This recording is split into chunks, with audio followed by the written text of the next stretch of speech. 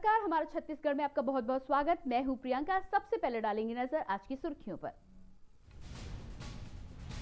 मंत्रिपरिषद की बैठक में राजीव नगर आवास योजना के क्रियान्वयन का लिया गया निर्णय। सभी शहरों और कस्बों में बनाए जाएंगे 1 लाख आवासीय भवन। मुख्यमंत्री भूपेश बघेल की अध्यक्षता में आयोजित बैठक के लिए लिए गए अहम फैसले। प्रदेश के 9वीं से 12वीं तक के स्कूलों को खोला जाने के आदेश। बिलासपुर से फिर उठा कटघोरा मुंगेली रेलवे लाइन का मुद्दा। मंजूरी के बाद भी नहीं बिछी लाइन। सांसद अरुण साव ने खोला मोर्चा। बलराम पहुंचे छत्तीसगढ़। मोहन मरकम पत्रकारों के साथ की वार्ता। कांग्रेस सरकार की उपलब्धियों का किया बखान। कटघोरा विकासखंड की ग्राम पंचायत का कार्यक्रम। खंड स्तरीय शिविर का हुआ आयोजन। क्षेत्रीय विधायक भी रहे मौजूद। बलरामपुर के सामरी में हिंडाल्को के काम बंद। हड़ताल पर गए मजदूर। प्रबंध तंत्र पर मजदूरों ने लगाया शोषण करने का आरोप। आप देख रहे हैं के न्यूज, खबरों का सारथी। और सबसे पहले आइए चलते हैं, आप नेता कुछ कह रहे हैं, आइए आपको सुनाते हैं। राष्ट्रद्रोह हो जाता है, राष्ट्रद्रोह हो जाता है। ऐसे कैसे हिंदुस्तान चलेगा? ऐसे कैसे हिंदुस्तान की व्यवस्था चलेगी? किसान जहां पर बैठे हैं वहां इतने बड़े बड़े कटीले तार आप लगा रहे हैं, जैसे मालूम पड़ता है पाकिस्तान की सेना आ रही है, चीन की सेना आ रही है। जहां पर जिस जगह पे आंदोलन किसान कर रहे हैं उनको आप कह रहे हो कि खालिस्तानी हैं, पाकिस्तानी हैं, आतंकवादी हैं, अन्नदाताओं को आतंकवादी कह रहे हैं। 200 किसान इस देश के अंदर शहीद हो गए और प्रधानमंत्री जी सदन के अंदर घड़ियाली आंसू बहा रहे हैं। किसानों के लिए एक शब्द नहीं बोल रहे हैं, किसानों के लिए 2 मिनट की संवेदना नहीं व्यक्त कर रहे हैं, उनके लिए 2 मिनट का मौन नहीं रखा गया इस संसद के अंदर। और प्रधानमंत्री जी राजनीति की रोटियां सेकने के लिए घड़ियाली आंसू बहा रहे हैं। आंदोलन जीवी कह के आंदोलनकारियों का, उन शहीद किसानों का मजाक उड़ा रहे हैं। लेकिन इन सब के बीच प्रियंका गांधी हैं बंदूकों वाले एक निहत्थी लड़की से, फैले हैं हिम्मत के उजाले एक निहत्थी लड़की से। भाई निश्चित रूप से आज जो दिशा रवि ने किया है वो मेरे ख्याल से, या हिंदुस्तान का कोई भी सचेत और समझदार नागरिक होगा, कहीं से वो अपराध नहीं है। अरविंद केजरीवाल जी ने यही बताने की कोशिश की है कि डेमोक्रेसी के अंदर हर व्यक्ति को अपनी आवाज उठाने का हक है। जो बच्ची 21 साल की उम्र में, जिसका नाम पूरे हिंदुस्तान में एक पर्यावरण की सुरक्षा और रक्षा करने वाली एक्टिविस्ट के रूप में है, उसको आप जेल में डाल रहे हो, उसके ऊपर आप राष्ट्रद्रोह लगा रहे हो। जो देश के पर्यावरण को बचाने के लिए संघर्ष कर रही है वो राष्ट्रद्रोही है। तो इन लोगों ने जो ये कानून है सेडिशन का, इसका भी मजाक बना लिया, मेरे ऊपर भी सेडिशन लगा दिया। तो मुझे लगता है कि अब ऐसे समय में कोई रास्ता इस देश के लोगों के सामने बचा नहीं है सिवाय इसके कि वो सड़क पर उतरकर इस सरकार के खिलाफ आवाज उठाएं। नॉन अवेलेबल वारंट इशू किया। तो ये थे आप नेता संजय सिंह, जिन्होंने सरकार पर तंज कसा और बोला कि सरकार को किसी की भी फिक्र नहीं है, वो हर किसी की जिंदगियों का मजाक बनाने में लगी हुई है। आगे बढ़ेंगे और बात करेंगे अगली खबर की। कटघोरा ब्लॉक के बाकी मुंगरा में धर्म सेना द्वारा बजरंग चौक में मां भारती का पूजन कर पुलवामा हमले में शहीद सभी जवानों को भावपूर्ण श्रद्धांजलि दी गई। जहां बाकी मोगरा में जवानों की बलिदान को याद करते हुए कैंडल जलाकर विनम्र श्रद्धांजलि दी गई। वहीं वीर शहीदों का बलिदान याद रहेगा हिंदुस्तान का नारा लगाया गया। धर्म सेना के सभी कार्यकर्ता एवं मेन चौक के नागरिक शामिल हुए। सभी ने अमर शहीदों के नाम से जयकारे लगाते हुए इस कार्यक्रम का समापन किया।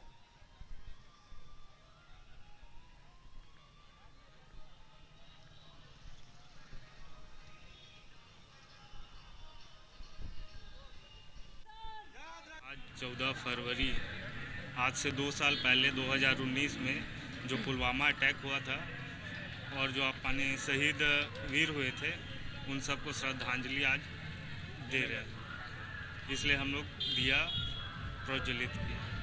लगभग कितने लोग शामिल हुए हैं? 40-50 हम शामिल हुए हैं। मीडिया के माध्यम से क्या संदेश देना चाहते हैं?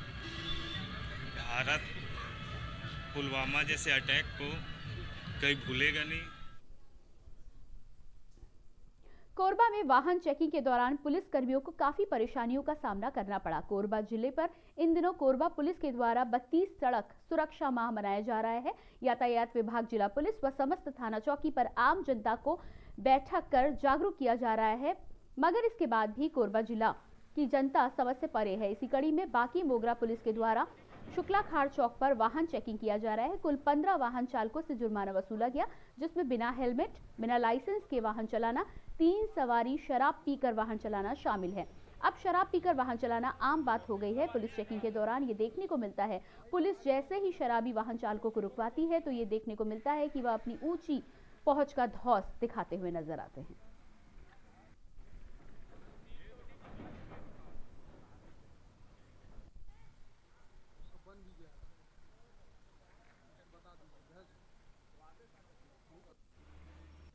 भारतीय जनता पार्टी 15 सालों तक सरकार में रही है। आंकड़े हमारे पास हैं। एवरेज 50 लाख मीट्रिक टन धान एवरेज नहीं खरीद पाए। हमारी सरकार आने के बाद 2018-19 में 80 लाख मीट्रिक टन, 2019-20 में 83 लाख मीट्रिक टन और 2020-21 में 93 लाख मीट्रिक टन धान हमारी सरकार ने खरीदा है। अगर भारतीय जनता पार्टी किसानों का विशेष ध्यान की होती तो 90 सीटों में 14 सीटों में नहीं सिमट पाती। आज किसानों के नाम से घड़ियाली आंसू बहा रहे हैं। छत्तीसगढ़ कांग्रेस कमेटी के प्रदेश अध्यक्ष मोहन मरकाम का बलरामपुर जिले में प्रेस वार्ता हुई, जिसमें उन्होंने मुख्य रूप से कांग्रेस सरकार की 2 साल में जो उपलब्धियां मिली हैं उनका बखान किया है। उन्होंने कहा कि कांग्रेस सरकार धीरे धीरे अपने सारे वादे पूरी कर रही है और साथ में केंद्र सरकार को निशाना साधते हुए उन्होंने कहा कि धान की खरीदी में केंद्र सरकार किसानों को धोखा दे रही है। धान खरीदी को लेकर जो काम 15 सालों में भाजपा नहीं कर पाई, उसे हम मात्र 2 वर्षों में ही कर दिखा रहे हैं। भारतीय जनता पार्टी 15 सालों तक सरकार में रही है। आंकड़े हमारे पास हैं। एवरेज 50 लाख मीट्रिक टन धान एवरेज नहीं खरीद पाए। हमारी सरकार आने के बाद 2018-19 में 80 लाख मीट्रिक टन, 2019-20 में 83 लाख मीट्रिक टन और 2020-21 में 93 लाख मीट्रिक टन धान हमारी सरकार ने खरीदा है। अगर भारतीय जनता पार्टी किसानों का विशेष ध्यान की होती तो 90 सीटों में 14 सीटों में नहीं सिमट पाती। आज किसानों के नाम से घड़ियाली आंसू बहा रहे हैं। कोरबा जिले के कटघोरा विकासखंड ग्राम पंचायत शुक्लाखार में निदान 36 खंड स्तरीय शिविर का आयोजन किया गया। शिविर में पहुंचे मुख्य अतिथि क्षेत्रीय विधायक पुरुषोत्तम कंवर ने उद्बोधन में कहा कि राजस्व संबंधी जमीन, नामकरण, भूमि बंटवारा जैसे कार्य यदि लंबित हों तो शीघ्र ही उसका निराकरण विभाग को करना है। सभी पात्र हिताग्रहियों के प्रति माह राशन व पेंशन की सुविधा उपलब्ध होनी चाहिए।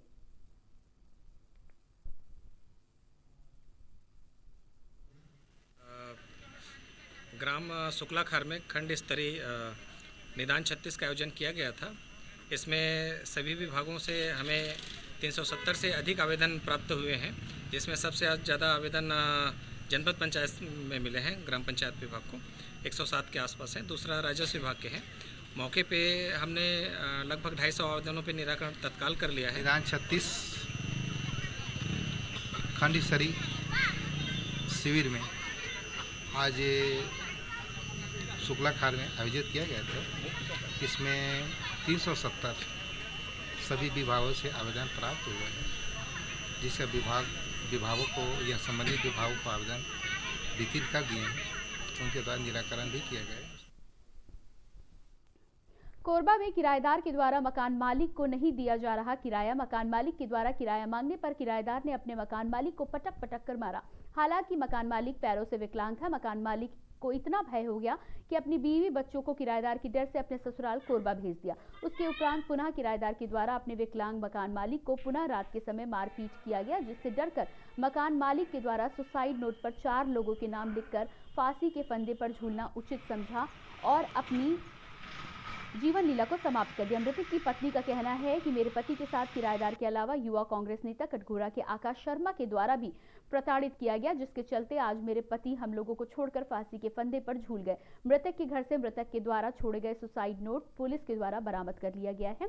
इसके साथ ही कटघोरा पुलिस का कहना है कि पोस्टमार्टम की रिपोर्ट लेट मिली है। चारों आरोपियों के खिलाफ कार्रवाई जल्द की जाएगी।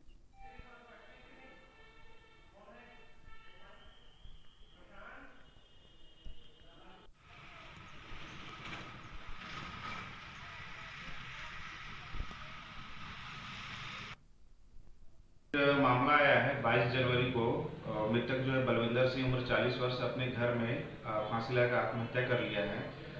उसके कमरे से 2 सुसाइड नोट्स भी मिले हैं हमको। उसमें 4 नाम अंकित किए उसने, आकाश शर्मा, पूर्णिमा यादव, यशोदाबाई, संजय यादव। और उसने ये भी लिखा है कि इन चारों की प्रताड़ना से तंग आकर वो आत्महत्या कर रहा है।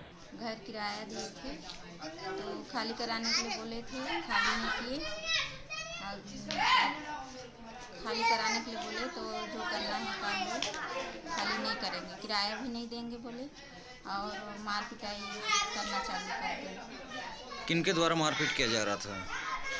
किराएदार के द्वारा मार पिटाई हुआ है। कुरुद में रेत माफियाओं द्वारा धड़ल्ले से रात के अंधेरे में अवैध रूप से रेत का खनन किया जा रहा है और इन सब के बावजूद खनिज विभाग मौन साधे बैठा है, जिसमें कई बार ग्रामीणों द्वारा खनिज विभाग को जानकारी दी जाती है, उसके बावजूद कोई कार्रवाई नहीं की जाती है, जिससे ग्रामीणों का कहना है कि खनिज विभाग की मिली भगत से अवैध रेत का कारोबार धड़ल्ले से चल रहा है, जिसमें मजदूरों की जगह चेन माउंटेन से रेत खनन किया जा रहा है। साथ ही दिन की जगह रातों में ये खनन किया जा रहा है, जिस कारण मजदूरों को 100 रुपए की मजदूरी नहीं मिल पा रही है, जिसकी जानकारी लेने के लिए विभागीय अधिकारी सनत साहू व खिलावन साहू को फोन लगाया गया, वह किसी का फोन नहीं उठा रहे हैं। साथ ही रेत घाट ठेकेदार मजदूरों को रौब दिखाकर मशीनों से रेत खनन करवा रहे हैं, जिसके बावजूद खनिज विभाग चुप्पी साधे बैठा है। साथ ही किसी भी रेत घाट के ऊपर कोई कार्रवाई नहीं कर रहे हैं।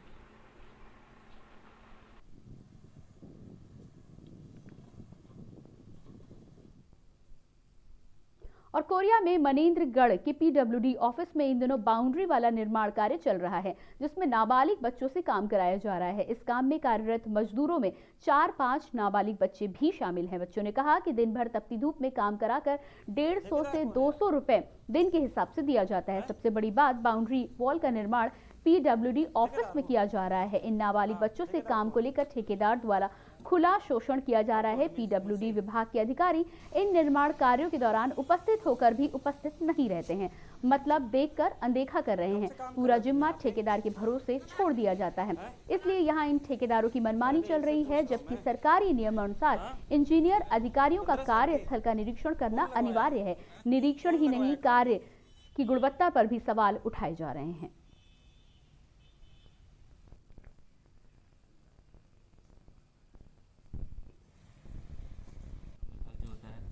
कम उम्र के जो बच्चे होते हैं उनको ऐसे निर्माण कार्य में खतरनाक क्षेत्रों में उनसे मतलब काम कराना प्रतिबंधित है।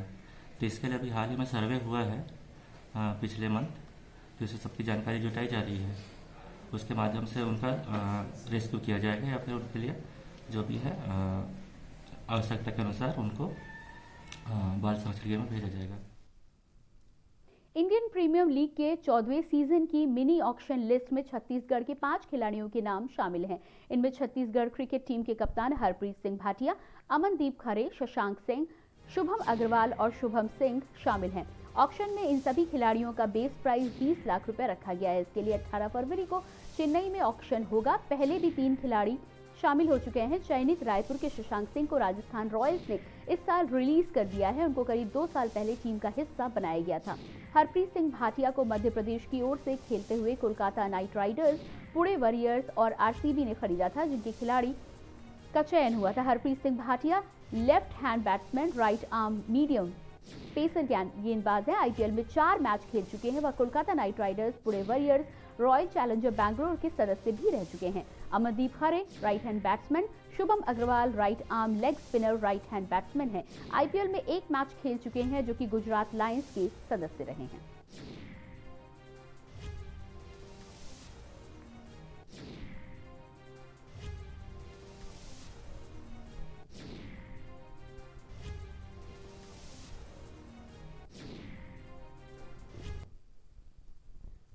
खबर बेमेतरा से है, जहां स्वास्थ्य विभाग की बड़ी लापरवाही सामने आ रही है। जिला चिकित्सालय में 3-4 महीने से पानी की समस्या से कई मरीज और उनके परिजन जूझ रहे हैं। आपको बता दें कि काफी समय से पानी नहीं रहने से मरीजों को परेशानी का सामना करना पड़ता था। वहीं अब 1-2 दिन से पानी का जार रखा जा रहा है, लेकिन पीने के लिए ना तो वहां पर ग्लास है और ना ही कोई बोतल। आखिर पानी कैसे पिए? कहीं स्वास्थ्य विभाग की बड़ी लापरवाही देखने को मिल रही है।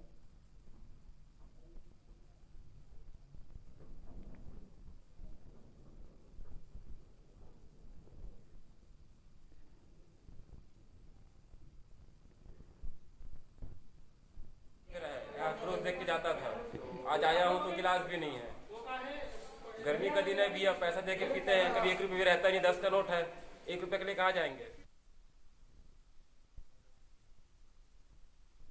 सूरजपुर जिला अस्पताल में स्थापित ऑक्सीजन जनरेटर प्लांट का प्रदेश के शिक्षा मंत्री प्रेम साय सिंह टेकाम ने शुभारंभ किया। शुभारंभ अवसर पर संसदीय सचिव पारसनाथ राजवाड़े सहित जिले प्रशासन के कई लोग मौजूद रहे। आपको बता दें, कोरोना काल में सभी अस्पतालों में ऑक्सीजन की जरूरत बढ़ गई है, लिहाजा सरकार ने सभी जिला अस्पतालों में ऑक्सीजन प्लांट स्थापित करने की योजना बनाई थी, जिसकी लागत तकरीबन 2 करोड़ रुपए है। सूरजपुर जिला अस्पतालों में ऑक्सीजन प्लांट पूर्ण रूप से स्थापित होने के बाद आज शिक्षा मंत्री प्रेम साय सिंह टेकाम ने इसका उद्घाटन करते हुए इसे एक महत्वपूर्ण काम शुरू होना बताया है।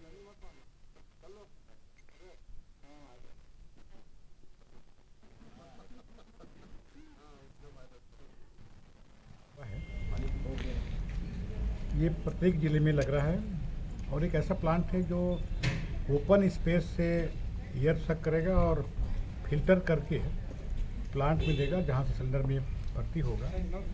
तो इस प्लांट से के बन जाने से जो ऑक्सीजन सिलेंडर होते हैं बहुत सस्ते में अब हम लोग को मिल जाएंगे। सूरजपुर ज़िले में इसकी ज़रूरत थी, ऑक्सीजन की जनरेटर की, जो आज हमारे सूरजपुर वासियों को मिला है।